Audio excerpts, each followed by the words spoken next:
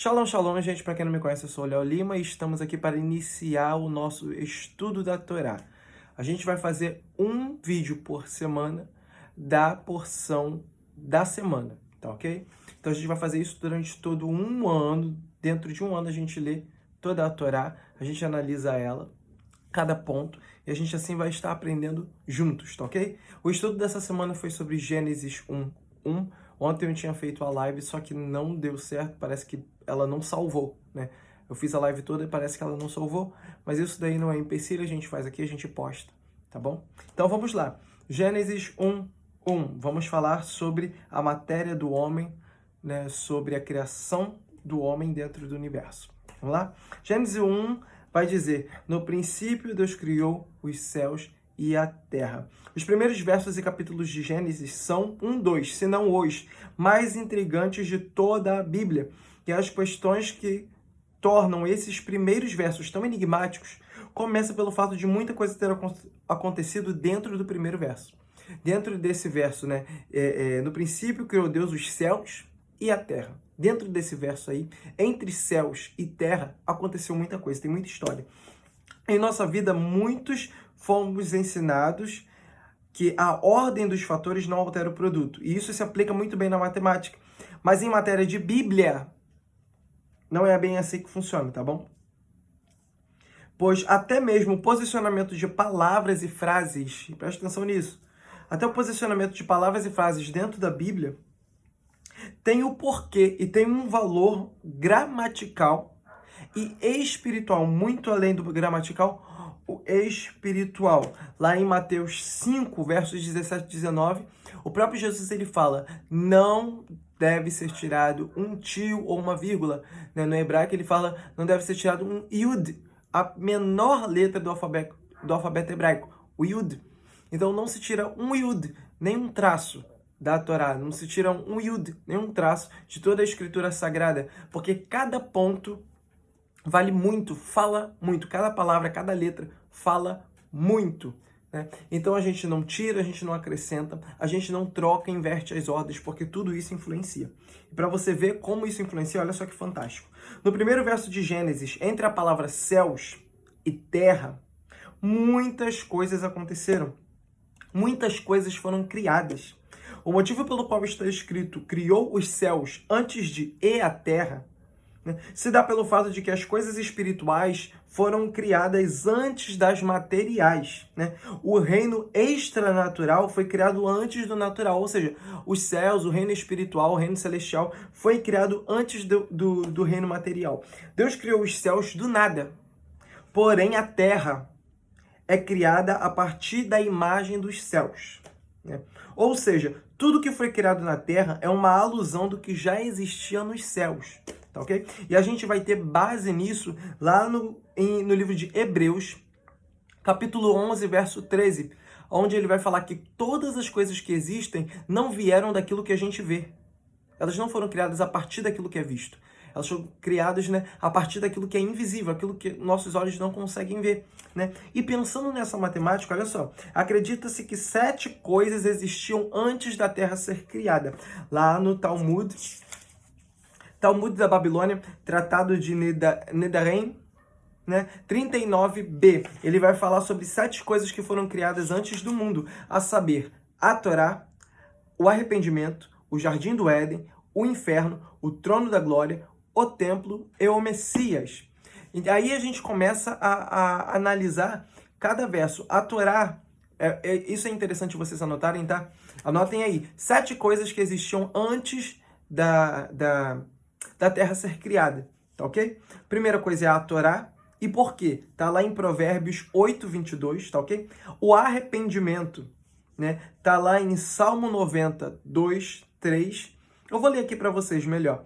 A Torá é uma das coisas que existiram antes da Terra ser criada, porque Provérbios 8 vai dizer, 8:22, o Senhor me possuía no início do seu caminho, antes das suas obras, né? A Torá. O arrependimento, porque está escrito, antes que os montes fossem produzidos, ou alguma vez formastes a terra e o mundo, tu reduzes o homem à destruição e diz, Arrependa-te, filhos do homem. Ou seja, antes da formação do mundo, o Senhor já falava, arrependa-se. Então, o arrependimento já existia. Isso está escrito lá em Salmos 90, do 2 ao 3. O jardim do Éden já existia porque está escrito, e o Senhor Deus plantou um jardim no Éden, Mikdem, que significa desde o início dos tempos, né? Gênesis 2:8, ou seja, ele plantou, ele não criou. Ele não formou um jardim. Ele criou, ele plantou. Para ele plantar o jardim na terra, então o jardim já existia. Tá ok? Outro ponto, o inferno. Por que o inferno existia antes da terra ser criada? Está escrito, porque Tofet, outro nome para Gehinnom, né, já há muito tempo está preparado. Em outras palavras, porque o inferno já está há muito tempo preparado. Isso está lá em Isaías 30:33. Outro é o trono da glória de Deus, porque ele existe antes da terra, porque está escrito, o seu trono será firme desde então, tu és desde a eternidade. Está lá em Salmos 93:2, o templo existe antes da terra ser criada, porque a Nova Jerusalém, porque cadê? O templo está escrito, um trono de glória, posto bem alto desde o princípio, é o lugar do nosso santuário. Desde o princípio, é o lugar do nosso santuário. Jeremias 17:12.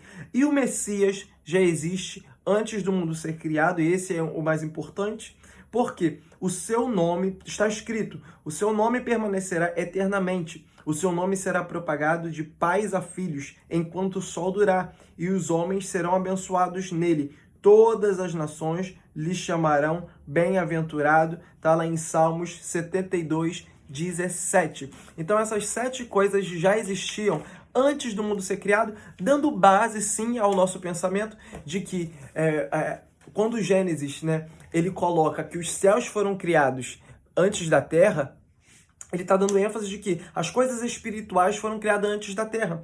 E uma outra análise que a gente pode fazer disso é que Deus, vamos pensar assim nessa simbologia, como é que eu posso dizer? Não é demonstração que fala, não. Esqueci o nome da palavra. Essa ilustração. Vamos fazer essa ilustração. Imagine que Deus é o sol da justiça. Então Deus, sendo o sol da justiça, ele brilha, ilumina. Então Deus cria os reinos celestiais, os reinos espirituais. Vamos botar aí o mundo espiritual. Então Deus, sendo luz, essa luz vai iluminar o reino espiritual. E a partir dessa iluminação, geralmente quando a gente tem a luz exposta a algo, o que esse algo reflete? O que esse algo aparece depois da luz? Uma sombra. Faz-se uma sombra, correto? Então vamos dizer que Deus é luz e ele criou o reino espiritual. A luz de Deus ilumina o mundo espiritual de forma que o mundo espiritual acaba fazendo uma sombra. E o que é a sombra do mundo espiritual? O mundo material. Ou seja, tudo que existe aqui é baseado naquilo que existe no mundo superior, no mundo na esfera espiritual. Tá ok? Então, tudo que nós vemos aqui no nosso mundo é uma base tem por base, né, o reino espiritual. Tudo que está em cima tem sua contraparte embaixo. Esse texto também pode nos levar a outra interpretação, como o universo, né? Essa questão dos céus serem criados primeiro que a Terra, também pode nos levar à intenção de que o universo, as galáxias e etc., e a Terra, né? O sistema solar. Ou seja, todo o universo sendo criado antes e depois a Terra, o sistema solar ou a própria Terra em si, tá? Pois cientificamente é comprovado que existem planetas e até galáxias parecidas com a Terra, tá ok? Isso é muito interessante. Mas uma coisa é certa, a gente sabe que Deus é o criador de todas as coisas. Os céus. Sobre os reinos espirituais, acredita-se que existam 7 ou mais, pode ser que hajam mais, né? Mas a gente vai se basear em 7, né? Acredita-se que existem 7 reinos espirituais, 7 níveis de céu, onde o inferno é o nível de céu mais baixo e o trono da glória de Deus é o nível do céu mais alto, tá ok? O Gan Eden, a Nova Jerusalém, dentre outros pontos aí, são níveis de céu, tá ok? o seio de Abraão, são níveis de céus, níveis de céu, ok? No entanto que o próprio Rabino Paulo, né, Rabino Shaul, ele é elevado a um dos céus a crer, né, que nos leva a crer, que foi o Gan Eden, foi o Jardim do Éden, para onde ele foi transportado, que ele fala, se espírito ou sem carne, não sei, né? E, enfim, espero que vocês tenham entendido. Eu não vou dar tanta ênfase, tá bom?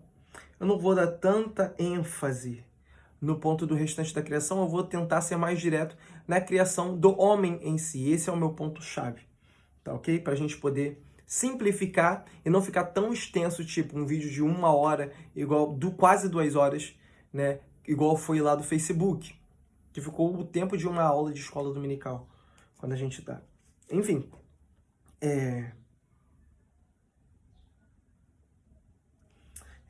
um ponto importante é que a nossa galáxia foi criada a partir do 4º dia da criação, tá ok? A partir do 4º dia da criação. Sendo assim, antes do Sol e Lua serem criados, não havia contagem de tempo. Isso é importante, olha aqui, ó. Antes do Sol e a Lua serem criados, não havia contagem de tempo, pois o que define os dias, as horas, os anos e tal, são esses astros. A Torá vai nos dizer que Deus coloca, se eu não me engano, verso 14, que vai dizer que Deus faz 2 astros, os luminares, para eles contarem, para eles servirem de contagem de dias, anos, datas e etc, né?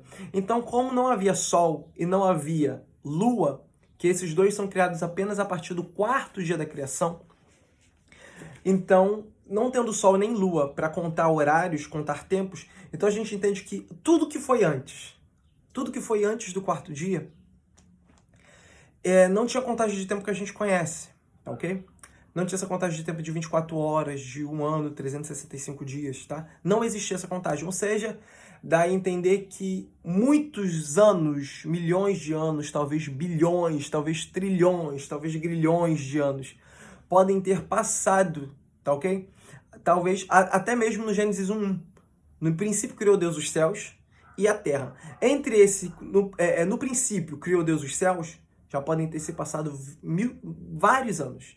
Entre criou os céus e a terra, já se passaram outros milhões de anos, sabe? E entre esse e os demais versos, poderiam ter se estendido muitos outros anos, entende? Então a gente não tem noção. O salmista vai dizer, 1 ano para Deus é como 1000 dias.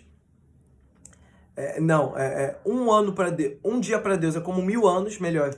Um dia para Deus é como 1000 anos e 1000 anos é como um dia, sabe? Então a gente não tem noção da contagem de tempo, né, antes dos astros serem criados.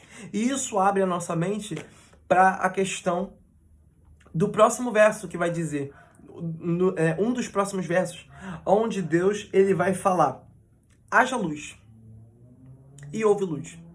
Só que essa luz, primeiro ponto, é que as trevas que falam, e havia trevas na terra e cobriam a face do abismo, essas trevas citadas, tá, gente, não é ausência de luz. As trevas citadas não é ausência de luz. As trevas, na verdade, foram criação de Deus também, assim como está escrito em, deixa eu ver aqui, Isaías 45:7. Isaías 45:7 vai dizer que a escuridão também foi criação de Deus. Então a escuridão precede a luz, tá? A escuridão foi uma criação que Deus fez antes mesmo de criar a luz. Só que aí é que está a questão. Essa escuridão que cobria a terra podem ser traduzidas de várias formas, podem ser entendidas, né, de várias formas. E uma dessas formas é que essa escuridão, né, ela pode ser tirada como, vamos dizer assim, espíritos malignos, forças negativas, né, que rondavam a Terra. Porque a Terra, se a gente for parar lá no começo, né, depois de Gênesis, e era a Terra sem forma, e a Terra se tornou, né, a Torá vai falar, e a Terra se tornou sem forma e vazia. Sem forma, no hebraico, tohu, T-O-H-U, Tohu, que significa confusão, caos, desordem, e vazia, Bohu, B-O-H-U, né? Vazia, Bohu, que significa ausência de vida. Na Terra não existia vida ainda. Então, tipo, isso é interessante. Esse Tohu, a Terra estava sem forma. Na verdade, a gente pode traduzir ele como a Terra estava desorganizada, né? E como a gente sabe que a Terra, nesse verso 2, né, e a Terra estava, na verdade, a Terra se tornou, dá a entender que ela, nesse verso 2, estava de uma forma diferente do que ela estava no verso 1. Ok? Então, alguma coisa aconteceu aí, que eu não vou entrar em detalhes. Alguma coisa pode ter acontecido aí que tornou a Terra sem forma e vazia. Tá ok? Enfim. Então, o Tohu, né, sem forma, é na verdade, uma questão de bagunça, desordem. Eu vou falar isso e vocês vão entender o porquê que a gente vai chegar, porque a gente precisa passar por isso para citar sobre a criação do homem em si, tá ok? Então, Tohu, sem confusão, desordem, caos, né? Traduzido pobremente como sem forma. Vai muito além daquilo que a gente pensa, né? Então, pensando nesse contexto que eu passei para vocês, podemos dizer que... Podemos dizer que, na verdade, a gente pode traduzir assim: e a Terra estava em desordem e sem vida. A Terra estava desorganizada e sem vida, né? E tal. Para entender esse fato, vamos imaginar um quarto escuro. Olha só, vamos fazer aí uma ilustração. Vamos imaginar um quarto escuro que você tenta entrar dentro desse quarto. E você, conforme vai tentando entrar, você vai esbarrando num monte de coisa. Vai esbarrando num monte de coisa. Né? E você não consegue achar nada e tal, até que você acende a luz. Você acende a luz. Então você pode ver claramente as coisas, né? Mas aí vamos dizer que... Vamos fazer assim. Aí você acende a luz, o teu quarto tá uma bagunça. Sua mãe chega, olha aquela bagunça, aquele caos, e ela vai falar o quê? Chega de bagunça. Vai arrumar esse quarto. Melhor. Vou dar até um exemplo melhor. Vamos dizer que há um tribunal. Pronto, melhor. Vamos dizer que há um tribunal. Pense comigo. Tenta imaginar, raciocina comigo. Um tribunal. E nesse tribunal, na ausência do juiz, as pessoas estão falando alto, estão fazendo barulho, estão mastigando chiclete, estão fazendo barulho com um pacote de biscoito, estão vendo vídeo no TikTok rindo alto, conversando, falando no telefone. Muita bagunça, muita desorganização. Você não dá para entender nem os seus próprios pensamentos. Vamos dizer que o juiz finalmente chega e ele olha aquela situação e ele bate o martelo e fala: ordem no tribunal. Podemos dizer que aquela situação ali era um caos, era uma bagunça infernal. Até que o juiz chega e bate o martelo, ordem no tribunal. Então, quando a Bíblia fala haja luz, quando Deus diz haja luz, que a gente entende que antes a terra estava sem forma, estava um caos, estava desorganizado. E Deus vai lá e fala haja luz. O que Deus estava querendo dizer? Deus estava falando haja ordem. Haja ordem. Né? Então a gente pode traduzir esse verso de Gênesis como e disse Deus, haja ordem, e houve ordem. Porque essa luz não pode ser o sol, porque o sol só foi criado no quarto dia, né? Na contagem de 4 tempos, não vou falar nem dia, né? Que não era dia propriamente. Então, na contagem de 4 tempos após, o sol é criado. Então essa luz não pode ser o sol. E essa escuridão que cobria, essa escuridão e tal, não pode ser uma noite, uma ausência de luz, tá ok? E sim, essa escuridão poderia ser uma desordem, alguma coisa do gênero. Ok? É presença de espíritos malignos. Que inclusive tem um louvor que fala: teu nome é luz e as trevas fugirão. Né? As trevas estremecem. Então é mais ou menos nesse sentido. Tá ok? Então Deus disse: haja ordem e houve ordem. Como isso se conecta no restante do tempo? Como eu já te falei, Tohu, em Isaías 45:18, ele é traduzido como desolada, desabitada. Isso é interessante, olha só isso. Tohu, né? O termo Tohu Vavohu, pobremente traduzido nas nossas Bíblias como sem forma e vazia, foi traduzido para o aramaico pelo Targum Onkelos como inabitável, e inóspita, sem vida. Né? Entendemos que a escuridão não era ausência de luz, como aprendemos em Isaías 45:7. Diz que a escuridão também foi uma criação divina, ou seja, a escuridão não era as trevas como conhecemos. Temos uma interpretação que sugere que as trevas sugerem presença de forças negativas, espíritos maléficos, ruins. Em Lucas 11, olha só isso, a gente conectando esse texto pelo fato da terra ser sem forma e vazia, sem forma, né, em desordem, e haver escuridão, trevas, né, e serem espíritos negativos, a terra está sem forma e vazia, a terra está desolada, né, segundo a tradução de Isaías para Tohu, né, sem forma. A gente pode entender e conectar isso com Lucas 11, 24 e 26, onde Cristo vai narrar a história a respeito de quando uma pessoa está sob possessão e aquele espírito é retirado. Aquela pessoa é liberta daquele espírito. Perdão, esqueci de pegar minha água. A pessoa é liberta daquele espírito, o que acontece? Aquele espírito vai e anda por lugares áridos. E não encontrando uma nova casa, ele volta para a antiga. E encontrando ela desabitada, encontrando essa casa desabitada e preparada, o que ele faz? Ele volta e traz com ele mais 7 espíritos. Né? Ou seja, Yeshua diz sobre uma casa vazia, inabitada, desolada, e é o local ideal para espíritos maléficos, né?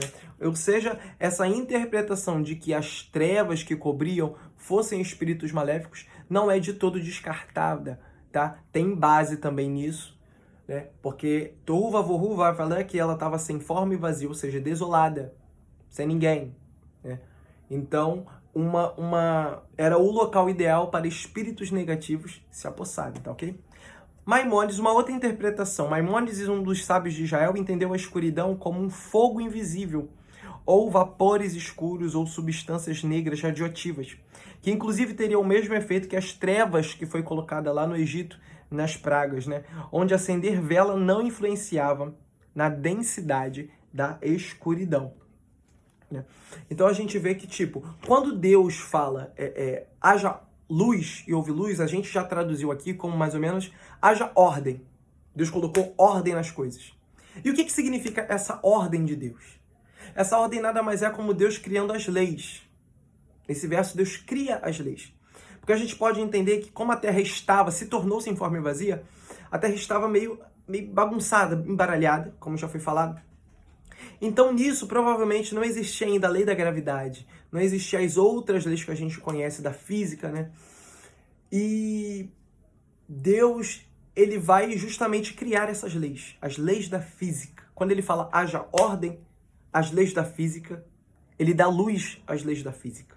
Olha só que interessante. Haja luz. Deus fala haja ordem, e ele dá luz, haja luz, ele dá luz às leis da física. Por isso que nós temos hoje a lei da gravidade, dentre tantas outras leis dos nossos filósofos, né, e cientistas e estudiosos maravilhosos, que inclusive Einstein, né, um deles, ele vai dizer: tive o privilégio de penetrar rapidamente na mente divina e extrair dela leis que regem o mundo. Einstein vai dizer isso. Então, tá vendo? A ciência e a religião, elas andam juntas. A ciência serve também para explicar alguns pontos da Bíblia. É muito interessante isso. A ciência sem a religião é aleijada. E a religião sem a ciência é cega. Então é necessário a gente analisar todos os pontos, todos os textos. Todo conhecimento é válido, todo conhecimento é produtivo. O que vai diferenciar é a forma com que você conduz o seu conhecimento, né? Então é muito importante isso. Quando Deus fala haja luz, haja ordem, ele dá luz às leis da física, né? Então, vamos dizer assim, que sem as leis, a terra em trevas, desordem. Vamos dizer que tinha pedaços de rocha voando, as águas tudo assim, meio, sabe, meio flutuando no espaço. Até que Deus diz, haja ordem. Aí se cria a lei da física, se cria a lei da gravidade. Aí as coisas vão lá e pum, todas caem. Todas as coisas caem. Porque hoje, pela lei da gravidade, se eu levanto esse caderno aqui, ó, esse caderno não vai ficar flutuando. Se eu largar ele, ele cai, né? Então, quando Deus fala, haja ordem, as coisas começam, pum, ordem. Entende? Então a gente pode crer assim. E aí o que a gente faz? Tem os outros pedaços, tá ok? Tem os outros pedaços aqui. Eu vou pular algumas coisas que não são tão essenciais agora e vamos focar ainda nesse mesmo andamento sobre a luz, né? Sobre a criação da luz. E eu vou passar para a parte de Gênesis.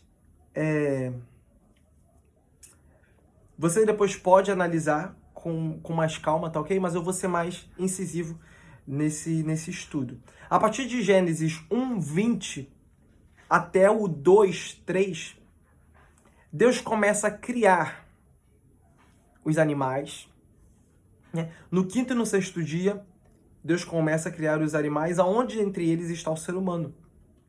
Há inúmeros mistérios e revelações nesses versos, nessas histórias que, inclusive, está se espalhando em nossos dias, né? Algumas especulações, algumas histórias a respeito da criação do homem, a respeito da primeira esposa de Adão, né? Existem muitas especulações, muitas histórias, muitas coisas que eu poderia falar, mas não é esse o caso da aula e não é disso que eu quero tratar com vocês hoje. Eu quero ser mais específicos, tá ok? Então, existe N mistérios aí nesse capítulo de Gênesis. Primeiro capítulo de Gênesis, dizem alguns rabinos que se você parar para estudar os capítulos de Gênesis, é como se você estivesse estudando os segredos do universo. Entende? Os primeiros capítulos de Gênesis são o segredo do universo inteiro. É muito interessante isso. Então, tá aí a importância da gente analisar Gênesis. Só que aí nessa criação das coisas, que Deus vai criar plantas, Deus vai criar animais, né? Eu não vou parar cada um categoricamente, mas Deus vai criar as plantas, Deus vai criar os animais. Um ponto importante que eu não posso deixar passar, um ponto importante que a gente vai ver isso na próxima aula. Se eu não me engano, é no segundo dia. Isso. No segundo dia, Deus ele vai fazer separação de águas. Águas de cima e águas de baixo. Como que é isso? Alguns acreditam que foram as nuvens e tal, que foi o céu, a expansão, né? O firmamento. Existe uma teoria que ela vai dizer, né? E no hebraico, o nome que dá para esse ponto, ele vai chamar de raquia, esse firmamento. Raquia em hebraico, que alguns estudiosos traduziram como canópio. Raquia em hebraico significa teto, R-A-K-I-A, com acento agudo no I. Raquia é teto. Então Deus faz um teto de água nesse Gênesis, nesse segundo dia de Gênesis, da criação. Que alguns chamaram de canópio. Alguns historiadores mais para frente, né, alguns teólogos mais para frente, chamaram de canópio. O que é o canópio? Quase ninguém sabe disso. O canópio era como se fosse uma grande bolha de água que envolvia a terra. Era uma quantidade enorme de água que evaporou e se liquidificou na atmosfera terrestre com o intuito de proteger e preservar a vida. E o que preservar a vida? E o que esse canópio fazia de tão importante? O canópio ele fazia, fazia com que a terra tivesse maior pressão. O clima e a temperatura da terra era uniforme. Não havia calor ou frio na terra. Não existia altas temperaturas. Não havia superaquecimento. Também um ponto interessante que não havia chuva. Né? A única coisa que subia era um orvalho. Era um molhado assim, né? Era um vapor que subia e molhava. Né? O que a gente pode chamar o Shamayim, né? Que de fato são as nuvens, que a gente pode traduzir como nuvens, Shamayim. Por que a gente pode traduzir como nuvens e a gente pode traduzir esse orvalho que regava a terra como Shamayim? Porque a palavra Shamayim no hebraico, né? CH, para você que vai anotar, S-H-A-M-A-Y-I-M,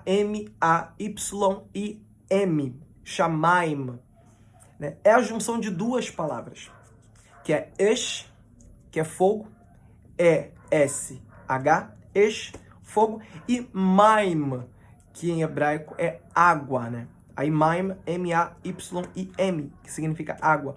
Se a gente junta fogo, Esh, com água, Maim, Esh, Maim, a gente tem o quê? Shammai. E o que surge quando a gente junta o líquido, a água, com o fogo? Essa água evapora, correto? Então, esse Shammai, esse orvalho que regava a terra, na verdade, era o vapor que subia, né? E regava, tá ok? Só que a terra não tinha como chover, de fato. Não tinha como chover na terra por conta do canópio, tá? O canópio, ele mantinha a temperatura na terra. Ele mantinha a temperatura. Então, a temperatura da terra não chegava ao ponto de fazer a água evaporar. Entende? O sol não chegava ao ponto de fazer a água evaporar lá a partir do quarto dia. Não tinha esse poder por causa do canópio, tá ok? Então, a terra, não existiam polos gelados, tá ok? Não existiam polos gelados. A terra toda era um clima só. Era um só clima. Né? E isso é muito interessante de vocês saberem, porque isso aí vai servir para aula da semana que vem. Tá ok? Só queria passar isso mesmo, que eu achei interessante sobre o canópio. Uma curiosidade. Enfim, seguindo aí a questão do canópio, a Bíblia vai dizer que no segundo dia, que é a nossa famosa segunda-feira, Deus não fala e viu, a Torá não está escrito e viu Deus que era bom, só fala. E Deus separou as águas e esse foi o segundo dia. Não fala e viu Deus que era bom, na segunda-feira. Mas na terça, no terceiro dia, Deus fala que está escrito e viu Deus que era bom duas vezes, entende? Então, na segunda-feira, Deus não viu nada bom. Por que não tem nada escrito e Deus viu que era bom? Por quê? Porque o Deus nunca vai achar bom uma obra inacabada. Tá ok? Deus nunca vai falar que é bom algo que está pela metade. Deus não havia acabado de separar as águas, Deus não havia acabado de cumprir o seu propósito. Então, não tinha como ele dar por acabado aquilo que estava inacabado, né? Não tem como ele falar que era bom aquilo que ele não terminou. Então aí a gente já tem uma aplicação pessoal, que é aquele que começou a boa obra, ele é fiel para cumprir. Enquanto ele não cumprir, não está bom, né? E outro ponto interessante é que, como eu falei, nesse segundo dia não fala e viu Deus que era bom. Mas no terceiro dia, na terça-feira, Deus fala, a Torá está escrita, e viu Deus que era bom duas vezes. Ou seja, a segunda se tornou um dia não muito bom. Né? Às vezes a gente reclama que vai trabalhar, que é segunda-feira, né? A segunda-feira é um dia pesado. A segunda-feira é, não sei, um dia cansativo. Né? E isso tem base bíblica, né? Algumas pessoas sentem esse peso da segunda-feira, e justamente às vezes por causa disso, porque na segunda-feira Deus não viu nada de bom. Porém, na terça-feira as coisas já mudam, né? E viu Deus que era bom duas vezes na terça-feira. Ou seja, a terça-feira foi duplamente abençoada. O que já dá a nossa interpretação pessoal de que o seu amanhã será melhor do que hoje. Seu amanhã será duplamente melhor do que o seu hoje. Né? Eu creio nisso, eu profetizo isso. Creio que a sua segunda-feira vai ser muito abençoada, tá ok? Não é por conta disso que a nossa segunda-feira tem que ser uma segunda-feira ruim todos os dias, não. Tá bom? Segunda-feira, naturalmente, pode parecer realmente, biblicamente, espiritualmente, é um dia menos, né, menos elevado espiritualmente. Vamos botar aqui assim, não vamos falar que é menos abençoado, mas menos elevado espiritualmente. Né? Porque Deus não posicionou uma palavra boa a respeito da segunda-feira. Ele ausentou uma palavra na segunda-feira, já na terça-feira ele duplicou a palavra. Né? Então, só amanhã será melhor que hoje, creia nisso. Então vamos lá. Deus começa a criar, então, a partir do momento que ele separa as águas, isso é interessante, ele começa a criar a terra, e da terra, olha isso. Na verdade, assim, a primeira coisa que Deus cria é a palavra. Para ele poder falar, haja luz, haja isso, haja aquilo, ele precisava criar um idioma para ele poder falar, né? Então Deus vai lá e cria o hebraico, um idioma sagrado. A primeira língua da humanidade, a primeira língua do mundo, que é difundida só na Torre de Babel, onde as línguas são separadas e divididas, né? Mas até lá, o hebraico era a língua que todo ser humano falava, por isso no judaísmo, o hebraico é a língua sagrada. A primeira língua sagrada do judaísmo é o hebraico, a segunda língua sagrada é o grego, tá ok? Terceira, aramaico. Então Deus precisava criar um idioma, precisava criar a palavra. Então o que Deus faz? Deus cria a palavra. E Deus, através da palavra, cria todas as coisas. E aí, através da palavra, ele fala, haja. Depois que ele criou a palavra, ele já podia pronunciar palavras, né? Depois de criar o alfabeto, ele poderia pronunciar palavras. Então, ele cria a palavra e começa a usá-la. E ele fala, haja luz e houve luz.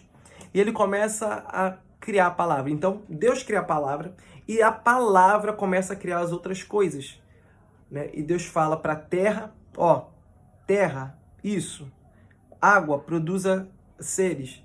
Terra, produza vegetação, produza seres, né? Então Deus fala para a palavra fala para a terra cria a árvore cria o fruto cria a semente. Um leva ao outro, tá vendo? E aí a gente começa a entender, a gente começa a pôr 3 princípios da criação. Quais são os 3 princípios? O primeiro princípio é a palavra sendo designada para algo e esse algo criar algo. Deus fala e a fala de Deus, a palavra de Deus, é isso mesmo? A palavra de Deus, ela se dirige àquela coisa e aquela coisa cria algo a partir dela, através da palavra. A palavra sendo dirigida para algo e esse algo cria um outro algo. Primeira lei. A segunda lei é a lei da similaridade. O que essa lei fala? O que esse princípio, na verdade? O que esse princípio fala? O produto gerado tem as características do seu gerador. Ou seja, a terra criou a árvore. Né? Então a árvore tem características da terra. O fruto veio da árvore. Então o fruto tem características da árvore. A semente vem do fruto. Então a semente tem características do fruto. Tá ok? A lei da similaridade. E o terceiro princípio é: a coisa criada não pode viver sem o seu criador. Tá ok? Então, a semente não pode existir sem o fruto não pode existir sem a árvore não pode existir sem a terra não pode existir sem a palavra, e a palavra não pode existir sem Deus. Tá ok? E o engraçado é que, quem é a palavra? A gente já viu que 7 coisas foram criadas antes do mundo ser criado, né? No reino espiritual, 7 coisas foram criadas. E dentre essas coisas criadas estava o Messias, Yeshua, Jesus. Ele foi criado antes da terra. O Messias foi criado antes da terra. E o que João vai dizer no capítulo 1? No princípio era a palavra, e a palavra estava com Deus, e a palavra era Deus. Entende? Começa a entender agora a conexão que tem os textos bíblicos? É muito interessante isso, é muito importante isso, né? É muito importante isso. Até que a gente chega no verso 1:26, que vai dizer: façamos o homem à nossa imagem, conforme a nossa semelhança. Na lei da similaridade, né? A semente não vive sem o fruto vem da árvore, a árvore vem da terra, a terra vem da palavra e a palavra vem de Deus, né? Então, enfim, gente, o que é isso?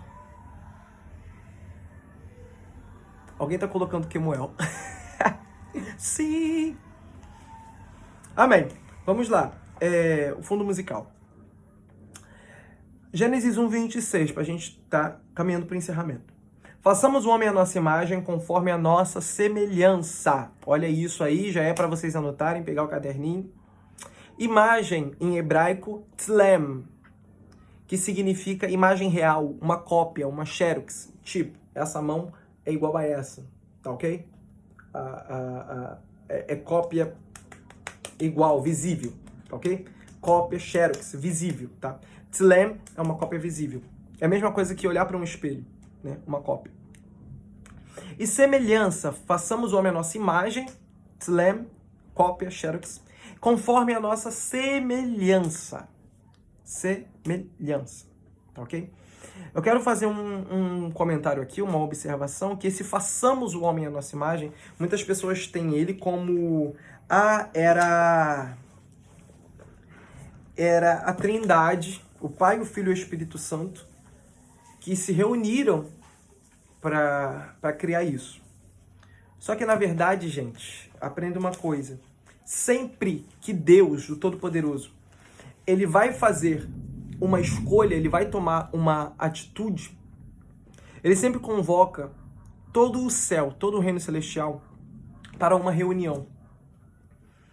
Então a gente não acredita que foi simplesmente o Pai, o Filho e o Espírito Santo. A gente acredita que foi todo o corpo celestial. Todo o exército celestial foi convocado. E ele sempre é convocado quando há uma reunião no céu. Preste atenção nisso, que também mais para frente vai ser importante. Toda vez que Deus vai tomar uma atitude, uma decisão, ele consulta o céu. Deus, ele é um rei soberano. Deus, ele é um rei poderoso. Mas o que me faz amar mais ele e admirar mais ele é que mesmo ele tendo todo o poder, mesmo ele tendo toda a autoridade, mesmo ele tendo a última palavra, mesmo ele podendo decidir, bater o martelo e acabou, ele ainda consulta a sua criação. Ele ainda consulta a sua criação. Entende? Deus não é um ditador. Deus não é um ditador. Deus é bondoso, ele é longânimo.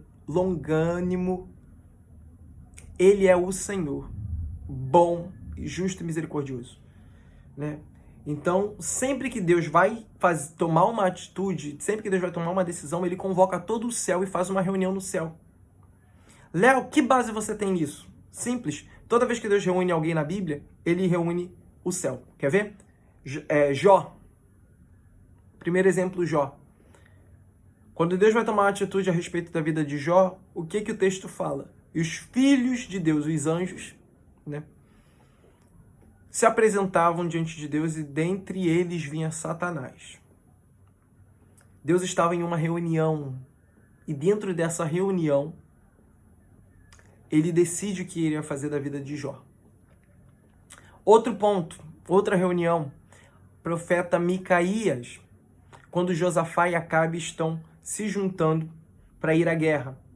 Né? E Josafá pergunta, tem algum outro profeta de Deus? E chamam Micaías e Micaías fala, eu vi o Senhor. Estava reunido com todo o exército dos céus. E ele perguntou, olha isso, Deus perguntou para o exército dos céus, quem eu vou enviar para que Quem eu vou enviar para que Acabe vá para a guerra e lá morra? Ou seja, Deus estava convocando outra reunião no céu. Então, sempre que Deus vai tomar uma atitude, sempre que Deus vai fazer alguma coisa, ele consulta o tribunal celestial. Não é à toa que tem tanta base a parte do haja luz. Na verdade, Deus está falando ordem, que era um tribunal. Né? Era um tribunal, isso é muito interessante. Mais pra frente a gente vai analisar melhor isso, tá ok? Então esse façamos pode ser um plural majestático, mas também possa ser Deus consultando a sua criação a respeito daquilo que ele estava fazendo. E quando ele fala, façamos a nossa imagem, é o próprio Messias quem está perguntando diante do tribunal, porque Deus é espírito, Deus não tem imagem, Deus não tem corpo, Deus não é corpóreo, Deus é incorpóreo, ele é espírito. Então quando fala imagem, Yeshua está falando para todos aqueles seres espirituais que têm as mesmas características de Cristo. Porque existem anjos que têm só olho, tem anjos que é uma cara de leão, que é a cara disso, cara daquilo, corpo daquilo outro, assim assado. E existem anjos que têm a fisionomia, né? A fisiologia do seu corpo é igual ao nosso, sabe? Igual ao corpo humano. E o Messias era algo que ele tinha. O Messias era alguém que ele sempre teve corpo. Entende? O Messias sempre teve um corpo. Mesmo que espiritual, mesmo que em espírito, ele sempre teve um corpo. Então todos os seres celestes que compartilhavam das mesmas características físicas, corpóreas, assim, do Messias, ele vai falar, façamos o homem à nossa imagem. E conforme a nossa semelhança, ele vira para o próprio Deus, pois O que é semelhança? Semelhança em hebraico, demut, D-E-M-U-T, demut. O que significa demut? Demut é conceitos, valores, atributos, virtudes. Um exemplo, Deus governa, então o homem vai governar também, tá bom? Deus raciocina, então o homem iria raciocinar também. Deus cria, o homem cria também. Entende? Esse ato de, se Deus governa, o homem também governa. Então o demut de Deus, as características, as virtudes de Deus no homem.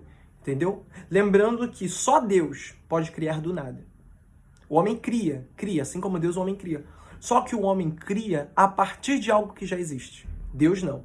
Deus, ele cria a partir do nada. A partir do inexistente, Deus faz criar qualquer coisa. Tá ok? Então isso é interessante, né? Então aqui a gente vê que o tlem, a imagem, o aspecto físico do homem, foi copiado do Messias, porque Deus é espírito, Deus não tem corpo, Deus é incorpóreo, né? E fala, tenha ele domínio. Tenha ele domínio. Fala para o homem, tenha ele domínio. Aqui nós vemos o homem com o demut de Deus. Tá ok? No verso 29 e 30 é interessante que os homens e animais não se alimentavam de carne. Tá bom, gente? E aqui, pra gente encerrar, é só isso aqui mesmo.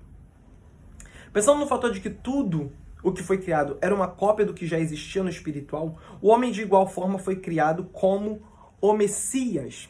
A forma do homem era a forma do Messias, tá ok? Alguns textos rabínicos dizem que o homem era um ser de luz. O homem era um ser de luz. Deus criou primeiro a alma do homem, o ser vivente, Gênesis 1:26, e depois ele cria a forma física para esse espírito, né? Para esse ser vivente. Para esse ser vivente, depois Deus cria a forma física, está lá em Gênesis 2. Ou seja, ele tendo em vista que o espiritual precede o natural, né? Então, a alma do homem foi criada primeiro e depois foi criado o seu corpo do pó da terra, entende? Então, a alma, a essência do homem, né, já existia antes do corpo ser criado. Gênesis 26, Gênesis 2. E qual relevância isso tem com todo o texto que a gente já leu? Simples. A alma é muito pura. A alma é algo extremamente puro. A alma é um espírito. E a gente entende que como a alma foi criada antes do corpo, é assim como o reino espiritual foi criado antes do reino material. Da mesma forma foi feito o homem. Assim como o reino espiritual foi criado antes do reino material, a alma do homem foi criada antes do seu corpo físico. Levando em consideração também que o próprio Messias, olha isso, o próprio Jesus, ele primeiro havia em espírito, ele primeiro vivia em espírito e depois ele encarnou, ele se manifestou em carne. João 1,14. João 1,14. E a palavra se tornou um ser vivente. E a palavra encarnou, e a palavra se tornou carne e habitou no meio dos homens. Entende? Então o próprio Cristo, ele carrega essa essência, essa verdade nele. Ele primeiro era uma essência, ele era uma luz, ele era o Messias, né, espiritual. Até que ele veio e encarnou num corpo físico, entende? Então primeiro veio o espiritual, depois veio o material, tá ok? Então acredita-se nos textos rabínicos que o homem, na verdade, Adão, ele era um ser que brilhava. Porque a alma do homem, a pele que a gente conhece aqui não era essa pele. A pele do homem, na verdade, era a alma. A alma do homem era a pele do homem. E esta, por sua vez, brilhava. Brilhava. Era uma luz. O homem era uma luz. Ele brilhava. E como eu falei, né? A espiritualidade precedia a carnalidade, né? Então, a alma do homem é o que ficava por fora. A pele do homem era a alma. A carne do homem ficava por dentro. Tá ok? O homem, tendo em vista que o espiritual precede o natural, a alma do homem não era como conhecemos hoje, tá? Que é corpo e a alma vem por dentro, não é isso? O corpo é o externo e a alma é o interno. Antigamente não era assim, Adão não era assim. Era ao contrário. Na verdade, a alma vinha antes do corpo, né? a alma do homem não era como conhecemos hoje, corpo e alma, e sim alma e corpo. A matéria que prevalecia era a alma. E esta, por sua vez, era a pele do homem. Sua espiritualidade da humanidade, do homem de Adão, sua espiritualidade estava antes da sua carnalidade, né?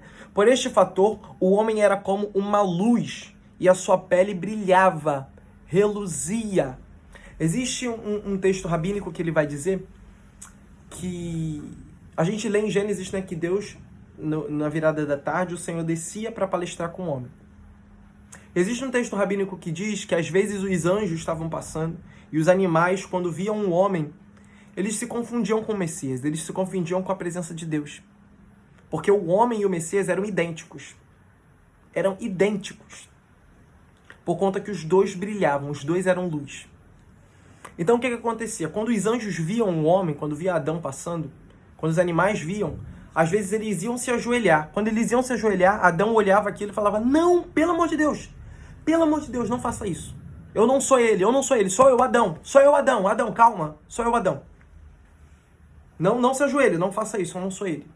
Porque eles se confundiam. Tamanha era a aparência, né, em glória, que resplandecia do homem e do Messias, né, na forma física, etc.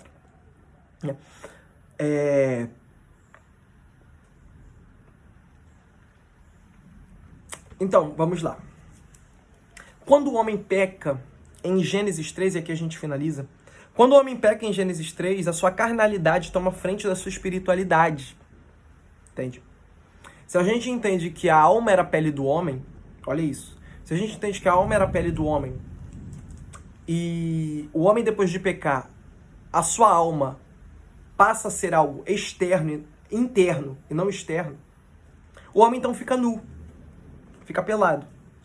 Ele fica sem pele. Sem pele.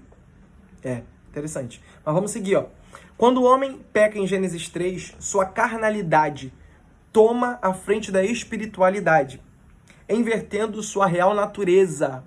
Os valores são invertidos, né? Invertendo a sua real natureza como um ser de luz, como um portador de luz. O homem era portador de luz, né? O texto, eu não sei se é Isaías, se é Ezequiel, eu não sei quem é, que fala sobre tu que eras o portador de luz. Tu que eras o portador de luz. Que andava sobre safiras e esmeraldas e rubis. Vivia, em outras palavras, o que ele estava querendo dizer, que vivia do melhor dessa terra, né? Que vivia das melhores coisas, sabe? Pisava em locais sagrados. Vivia em locais sagrados, né? Ó estrela da alva, né? Você caiu, olha como caiu. E quando o texto vai se referir a isso, ele está se referindo justamente ao homem, à queda do homem, entende? Porque o homem espiritualmente era muito elevado. Poxa, gente, olha aí. Bendito seja o Senhor, bendito seja o eterno nosso Deus do universo, que todas as coisas foram criadas pela sua palavra, que nos mostra os segredos e os mistérios da criação. Amém. Então, o homem era super elevado espiritualmente, estava num nível muito alto de espiritualidade, de forma que até os anjos o confundiam com a essência de Deus, com o Messias. Quando o homem peca, essa altura de elevação espiritual cai bruscamente. E cai tanto, é uma queda tão feia, que a alma, que era algo externo, se recontrai e passa a ser algo interno. E a carne, que era algo interno, né, passa... Eita! Bendito seja o eterno nosso Deus, Rei do Universo, que nos mostra, nos revela os mistérios da criação. Amém. Né? Então, aquilo, a alma que era externa, passa a ser interna. E a carne que era interna, que era por dentro, passa a ser externa. Ou seja, a carne começa a tomar o controle. A carne toma o controle. Entende? Então, o que era visto agora não era mais a alma. Agora era a carne. Entende? Da mesma forma que pra gente, é muito difícil a gente imaginar a nossa alma sendo a nossa pele, a nossa alma pra fora. Naquela época era muito estranho, muito difícil imaginar. Creio que deveria ser muito difícil imaginar a parte de dentro do homem, a pele do homem para fora, sabe? De um modo externo. Então, dando essa queda do homem, que antes era um portador de luz, ele perde a sua essência espiritual, sua essência espiritual se contrai dentro dele. E o homem fica nu. Quando o texto fala que o homem se tornou nu, estava nu, ele não diz nu de pelado, como a gente conhece. Se a alma, pensa comigo, se a alma era a pele do homem, e essa pele se contraiu, como é que o homem ficou então? O homem ficou pelado, ficou nu, ficou sem pele. Quando a gente vê aquelas coisas de ciência, né, do corpo humano, que é só os músculos sem a pele, provavelmente, dá a entender que provavelmente foi assim que o homem ficou. Entendeu? Provavelmente foi assim que o homem ficou. Então, para Deus poder cobrir isso, essa pele, a carne do homem, para poder cobrir a carne do homem e não deixar ele exposto, né? Porque a nossa carne exposta tende a doenças e etc. Então, o que Deus faz? Deus cria peles. Alguns traduzem na normativa cristã, traduz isso como o primeiro sacrifício, né? Traduz como o primeiro sacrifício de Deus para poder redimir o pecado do homem. Só que o texto não fala que um animal foi sacrificado. A Bíblia fala que Deus criou peles, criou. Deus não formou, Deus não teceu, Ele criou, ou seja, foi do nada, do nada. O único que tem poder para fazer isso, do nada, é Hashem, é o santo bendito seja. Então Deus cria do nada a pele, e essa pele que nós conhecemos hoje, né, é a roupagem que Deus deu ao nosso corpo, ok? É a roupagem que Deus deu à nossa alma, né? E pensando nessa forma, a gente vê que o declínio do homem, ele perverte não só a sua própria natureza, né, que trocou, inverteu o papel da alma e da carne. Então, o declínio, a caída do homem, não perverte não só a sua própria natureza, como o mundo à sua volta. Em Gênesis 3,17 vai falar que Deus vai dar uma ordem para o homem e vai falar que cresçam espinhos nas ervas, né? E a partir desse momento que o homem peca, que Deus dá essa ordem, o mundo começa a se encher de mal. Aquilo que não existia passa a existir. Vamos dizer assim, a rosa não tinha espinho. A partir de agora a rosa tem espinho. A partir do pecado a rosa tem espinho. As plantas não tinham venenos, ou sei lá mais o que não tinha venenos. Os animais não tinham venenos, não tinha necessidade de se defender. Agora tem. Entende? Amém. Baruch Hashem. Não tinham venenos, não tinha espinhos, não tinha nada disso, e a partir do pecado do homem tem. Ou seja, o pecado do homem não mudou só a sua característica física, mas mudou a característica física da natureza em si. E a gente acredita que toda vez que o homem peca, quanto mais o homem peca, a sua natureza, o seu redor é modificada. Não só a sua vida espiritual, não só a sua vida material, não só a vida do homem em si, mas tudo em sua volta muda e é afetado pelo pecado do homem. Então, um homem que antes era um ser de luz, ele passa a ser um ser carnal. O que era anti-espiritual passa a ser extremamente carnal. O homem deu luz às trevas. Na sua queda, o homem deu luz às trevas. Em Mateus 6, 23, Yeshua ele vai dizer, vós sois luz do mundo, né? Olha aí o texto, a ligação. Por isso que ele fala, vocês são a luz do mundo. Vocês são a luz do mundo. Não se esconde a luz sob a candeia. Não esconda a luz de vocês. A luz de vocês. Não esconda. Vocês são isso. A realidade do que vocês estão vendo aqui não é vocês de verdade. Isso daqui não são vocês. Tá ok? Isso daqui é resultado de uma queda. Mas esse daqui não é a realidade. Isso daqui não é a natureza de vocês. A natureza de vocês está aqui dentro. A natureza de vocês é ser luz. É luz. O ser humano nasceu para ser luz. Para ser um ser espiritual e carnal. Mas primeiramente espiritual. O espírito deve sobressair a carne. E Jesus fala em Mateus 6, 23. Se a luz que há em ti... Eita, foi a luz aqui. Justamente na hora que eu ia falar. Se a luz que há em ti, se a luz que há em ti são trevas, quão densas trevas são? Entende? O homem que era luz, ele dá luz às trevas. Né? Se a luz que há em ti são trevas, que tremendas, que terríveis são essas trevas. Para você ver o grau que foi do pecado de Adão. Quão perigoso foi. Né?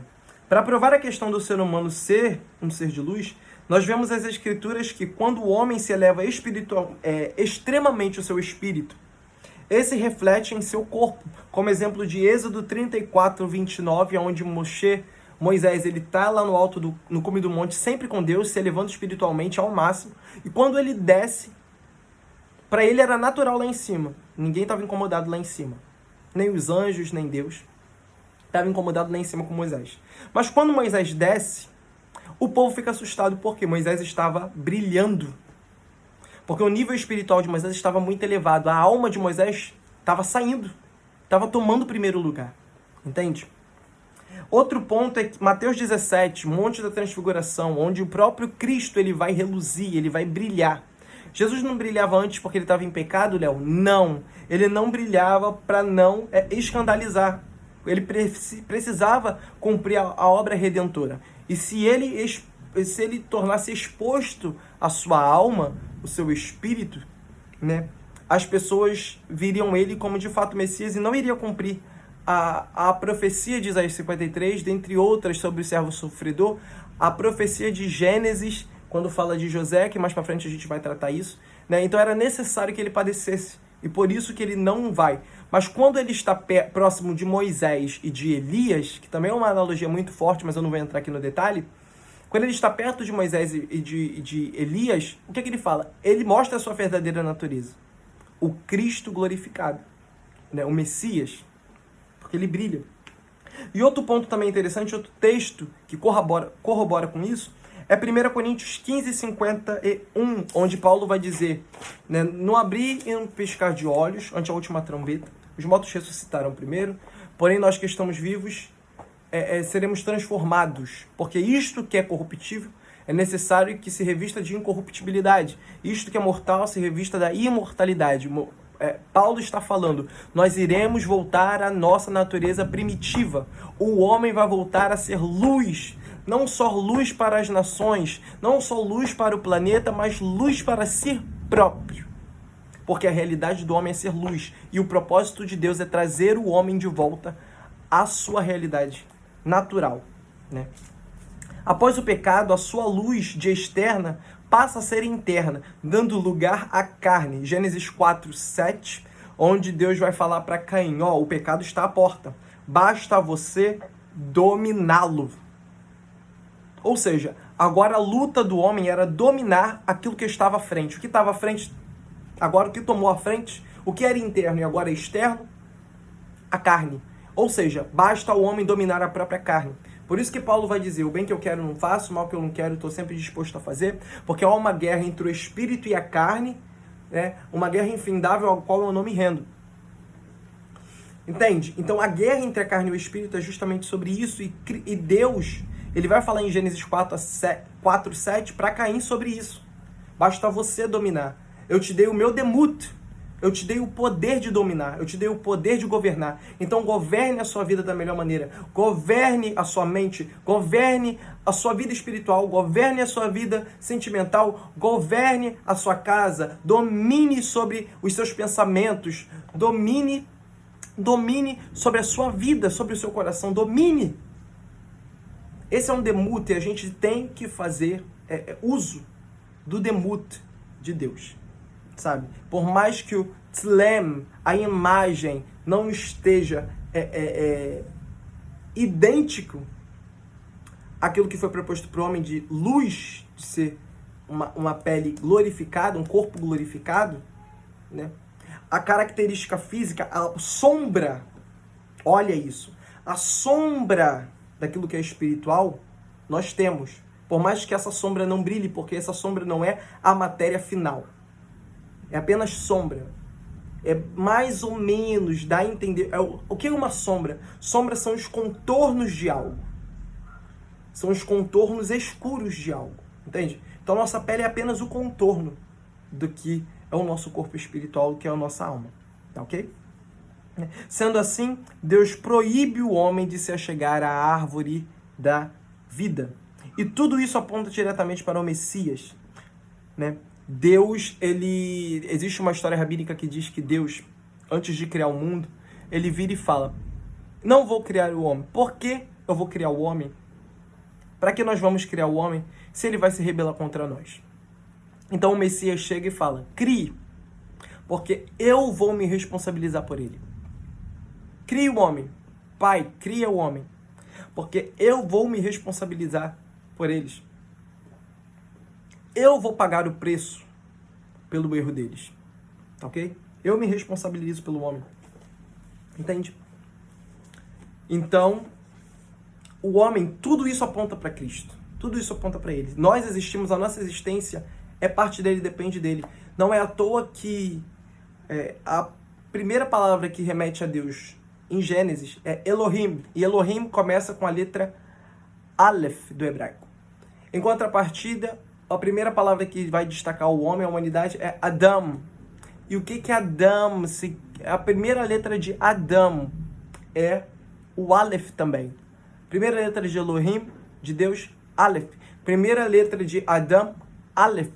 Em outras palavras, ele está falando, o homem e Deus são conectados, né? A mesma essência que Deus tem é a essência que o homem tem. O homem foi dado uma essência espiritual, né? Então, o homem e Deus foram feitos para estarem unidos, ligados, juntos, tá ok? Assim como o homem é feito primeiro de espírito e depois de carne, da mesma forma o Messias, que era uma expressão espiritual, que era um espírito, que era a palavra, que era o verbo, né? Que era um ser espiritual, se torna carne.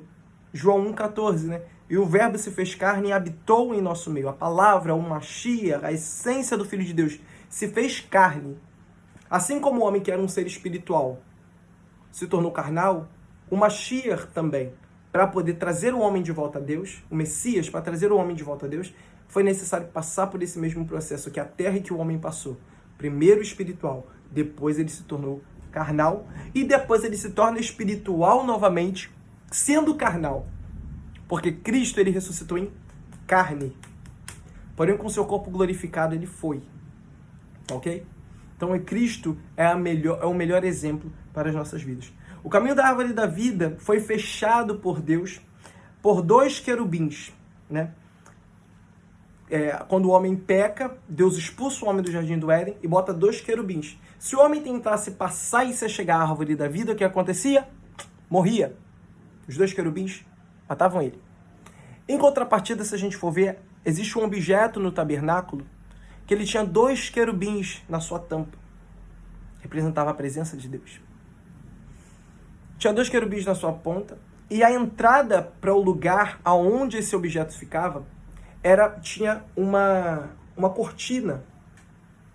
E essa cortina que separava o Santíssimo do Santo, nessa cortina havia 2 querubins. Olha que interessante.